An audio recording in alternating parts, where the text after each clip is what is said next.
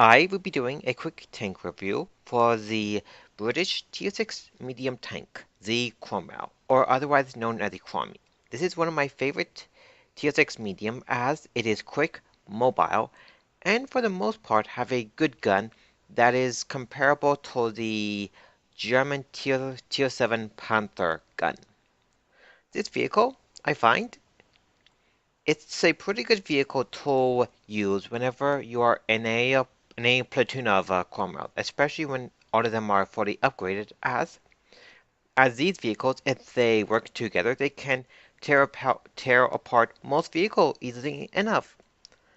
Now, let's cover the vehicle stats now. The vehicle stats, when it is fully upgraded, you will have 750 hit points. That is not a lot of hit points, but it will allow you to take the necessary hits. The vehicle can weigh up to 29.5 tons. My setup is just under 29 tons.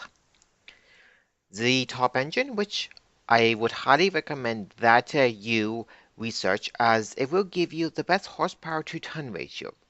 Watch out for the engine fire though at 20%.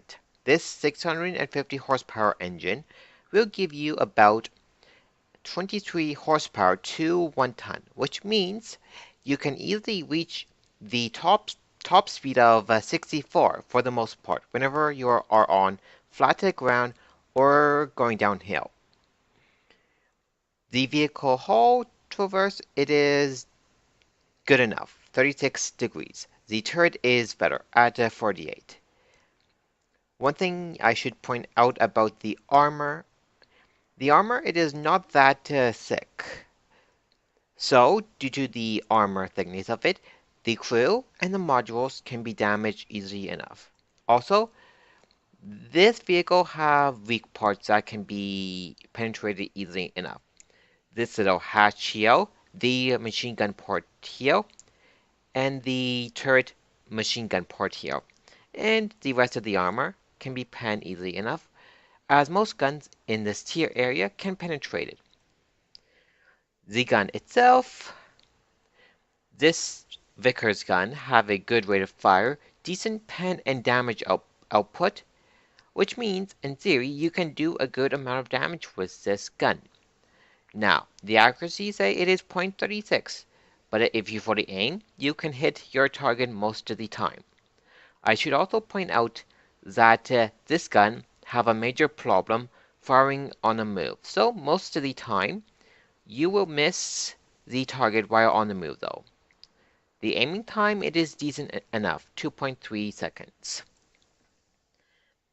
The turret traverse, for the most part, while you are flanking, the turret can actually keep up with it with the amazing 48 degrees of traverse. The radio, is decent enough, 550 meters. But this is a quick mobile vehicle, so for the most part, you will remain in contact with the team members in the area. The view range is decent enough, 360 meters. With the correct equipment and perks, you can easily bring it up to 450 meters. Let's cover the research part now. The research for the vehicle is an easy tank to go through, especially if you went down the medium, the heavy, or the TD line up to TL7, as most of the equipment will be researched for you already. The gun depression, which I did forget to mention, is quite good, 13 degrees downward, while the gun elevation upward is 20. The research part. The equipment, if you are going to be mounting all of it, you will need the top pair of tracks. From the first pair to the second, this is nothing new. You will have better hull traverse from 34 to 36. The engines. If you did not went down the TD line or the heavy tank line like I did, you will have to research all of these engines from the second to the third. The first engine, the vehicle is quite slow. The vehicle will not get to be quick as mobile as it is for the upgraded until you get the second or the third engine. The radios themselves. This top radio here, it's not that good, a 550-meter radio. You will have this already unlocked on any vehicle that uses it. The the Mark III and the Mark V gun, you would have these research already. They're not that bad. The Howitzer is a fun derp gun to use if you want to use it as well, but for the most part, I would not recommend it as the next two guns, the Mark V and the Vickers HV, its gun is better. The turret, you will need to research the top turret anyways to continue your way onto the Comet and to mount the top gun.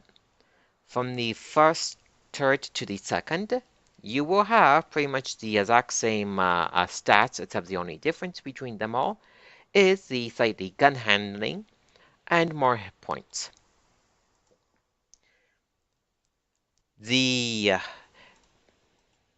guns here, you will have to research them on this vehicle, especially if you did not get them on the heavy or TD line. This gun, it is decent enough to grind through the vehicle with until you get to the top gun here. This top gun here will improve the vehicle greatly because with the decreased rate of fire from the Mark V to this, you lose about 5 rounds per a minute, but you make it up in better pen, damage output, more accurate, but the aiming time is longer though. But this Top Gun here actually makes the vehicle, with the good rate of fire, decent pen, and damage output, it makes the mobile tank quite a good damage per a minute vehicle whenever you can actually penetrate something while on the move. The Comet, to get to the vehicle, you need to get about 58k research points and about 1.5 million credits. Now, let's cover the vehicle pros and cons. The vehicle pros and cons. As a Tier 6 vehicle, you will be getting yourself into a Tier 6 to a Tier 8 match maximum, which means no matter what the matchmaking you get, you can do quite well in the vehicle if you play it properly. Now, how do you play the vehicle? This is a fast, mobile medium tank, which will allow you to fill many roles in a match if you have to. From the flanking medium, a support medium, to the sniping medium if you must, but it's not that good at it. And with the good horsepower to ton ratio, about 23 to 1 horsepower 1 ton ratio, will allow you to be a scout as well, which is quite good. So the Cromwell, if you play it properly in a match, you can fill many roles at the same time as if you were a light tank. Now, what is good about the vehicle? It is quick, mobile, and have a good gun on it. When you combine having a good gun, the mobileness, and the potential damage per a minute with this gun, you can do quite well in this vehicle whenever you are flanking or circling a enemy tank. Also, a pack of Cromwells within a platoon of them, 3 of them. If those 3 coordinate their actions together, they can carry a team if they have to. Now, what is bad about the vehicle? The vehicle itself, it is not that well armored, so the modules and the crew members can be damaged easily enough. You do not have a lot of hit points, so you can be killed easily enough. 750 hit points, that is not a lot when you get yourself into a TL 7 or 8 match. The vehicle can be easily set on fire in the wheel, as the engine have a 20% chance of engine fire though. Now, let's cover the consumables, the ammo, and the equipment you are going to be using on the vehicle. I would go with a first aid kit, a repair kit, and a fire extinguisher to put out the engine fires. But if you reduce the chance of engine fires through equipment and perks, going with the pudding and tea rations is not a bad idea, as this will increase the crew efficiency by 10% whenever it's being used. And also going with either of the uh, uh, gasoline consumables is a good idea as well, if you can afford them. The ammo. You carry a good amount of ammo, 64 rounds of ammo. Due to the high rate of fire per minute of around 15 rounds per minute, in theory, you can run out of ammo with this gun. For the most part, I never had that issue. Most of the ammo I put into AP and a PCR. As as most targets I can penetrate with both ammo type easily enough. I would only save the APCR for whenever I am facing against heavily armored targets, mostly between tier 6 to tier 8 that I have a problem penetrating if they're angling their armor well enough. HE I would carry enough in the vehicle just to reset the cap and to shoot at thinly armored targets. The equipment I use is coated optics to increase my view range permanently by 10%. The gun rammer tool decrease the loading time by 10%. And vents to improve the crew efficiency by 5%. The other equipment that you can use if you want to is the enhanced gun lane drive, binocular telescopes if you want to. This vehicle, when it's ammo racked, it's not that good because it will take longer to load. So a wet ammo rack is not a bad idea at all.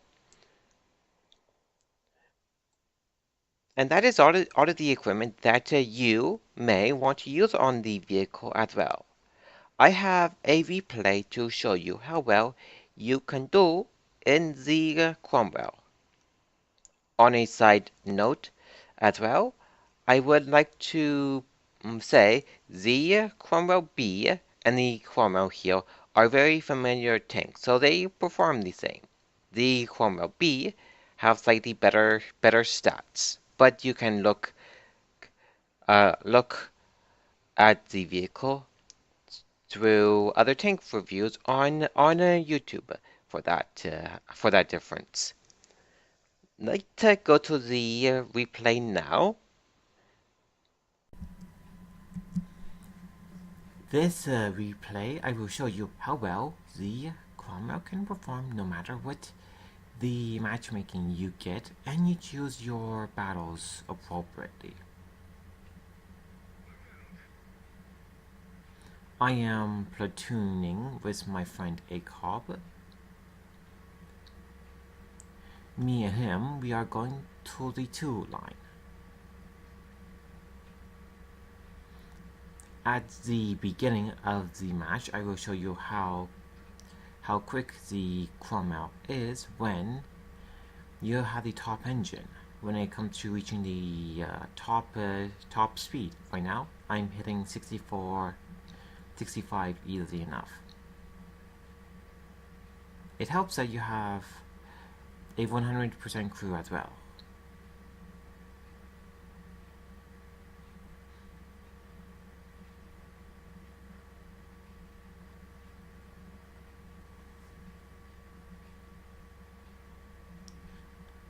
I notice that my backup is behind me, so I wait for more backup, just in case if there is anything around the corner here.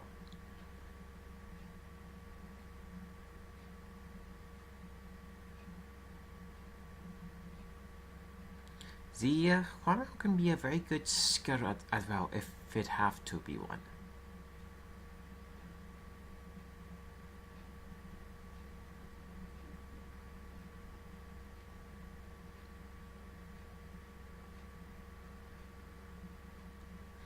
Things are all clear for the moment, and we have this front to ourselves. Now this is where I get to surprise this Achilles. The first two shots hit. The third and the fourth fired blindly, missed their targets.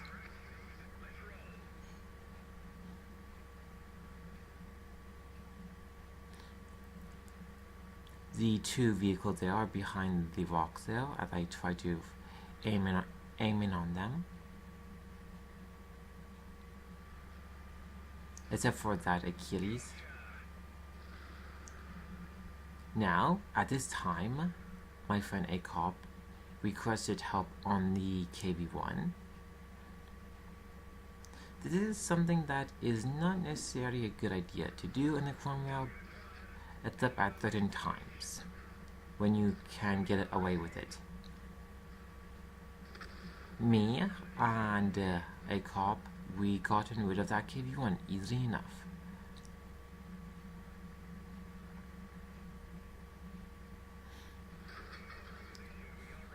Now I'm beginning to take more damage than I want to.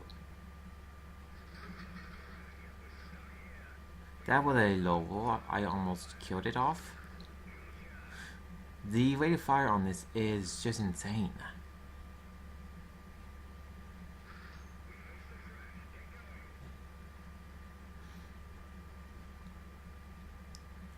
Most of the vehicles are at our base area, with me beginning to cap. Some other vehicles are returning back to our base. Back to their base, I mean. We have an E25 there. A Dicker Max in the area, but it's going to be killed off. And a T-3485.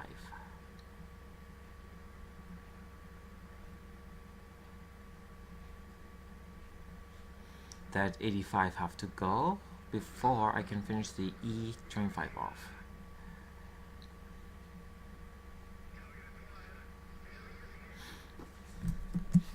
Now, this part of the replay will show you how nimble and mobile the Cromwell can be when it is close up and personal.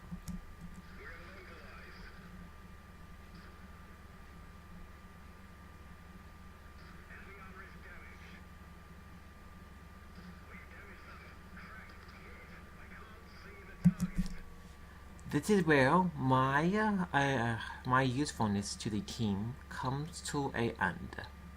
This match I did quite well in.